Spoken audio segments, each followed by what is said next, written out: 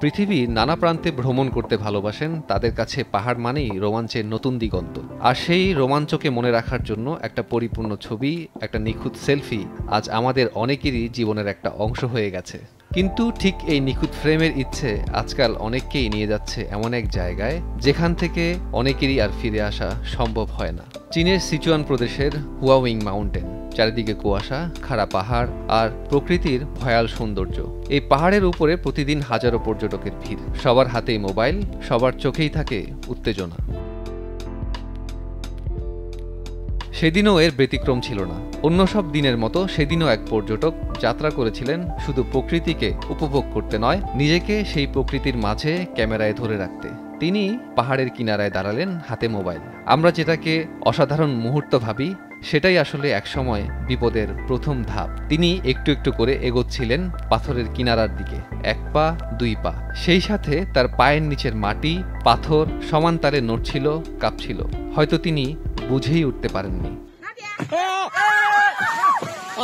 ক্যামেরায় দেখা যায় এক মুহূর্তে পাথরের ধারটা সরে যায়, ভেঙে পড়ে, আর তিনি পড়ে যান সোজা 130 ফুট নিচে।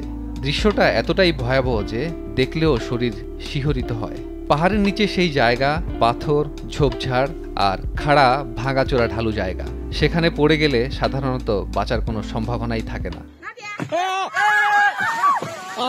সিচুয়ানের স্থানীয় উদ্ধারকর্মীরা এই জায়গাটিকে নো রেস্কিউ জোন, অর্থাৎ যেখান থেকে কাউকে জীবিত পাওয়া খুবই অসম্ভব, এভাবে চিহ্নিত করেছে।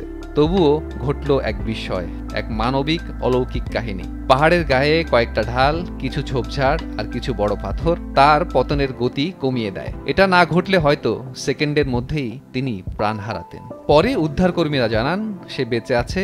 এটা সত্যিই অবিশ্বাস্য। হাসপাতালে নেওয়ার পর পড়ে যাওয়া ব্যক্তি নিজেই সোশ্যাল মিডিয়ায় লেখেন, আমি বেঁচে আছি, সত্যি বলতে আমি অত্যন্ত ভাগ্যবান। এই কথার মাঝেই আছে গভীর শিক্ষা। ভ্রমণ মানেই আনন্দ, কিন্তু সেই আনন্দের পেছনে যদি বেপরোয়া সিদ্ধান্ত যুক্ত হয়, তা হতে পারে জীবনের সবচেয়ে বড় ভুল।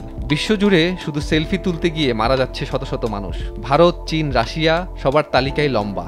গবেষণা বলছে গত কয়েক বছরে সেলফি অ্যাক্সিডেন্টে মৃত্যুর ঘটনা প্রায় 50% বেড়েছে। সাধারণত 15 থেকে 30 বছরের তরুণরাই সবচেয়ে বেশি শিকার। হুয়াওয়িং মাউন্টেন কর্তৃপক্ষ বলছে এলাকায় ওভারহেজিং রক, ঢিলা পাথর আর খাড়া ক্লিফ সব মিলিয়ে এই অংশটা সেলফির জন্য সবচেয়ে ঝুঁকিপূর্ণ। তবুও মানুষ থামে না, কারণ সেই একটা পারফেক্ট শট আজ অনেকের কাছে জীবনের সবচেয়ে গুরুত্বপূর্ণ মনে হয়। কিন্তু এই গল্প আমাদের মনে করিয়ে দেয়, ছবি আবার তোলা যায়, লাইভ ভিডিও আবার করা যায়, কিন্তু জীবন একবারই। প্রকৃতিকে উপভোগ করুন, অ্যাডভেঞ্চার করুন, কিন্তু ঝুঁকির লাইন পেরোবেন না, কারণ এক সেকেন্ডের ভুল হয়ে উঠতে পারে শেষ ভুল। আপনি সবাই সতর্ক থাকুন, নিরাপদ থাকুন।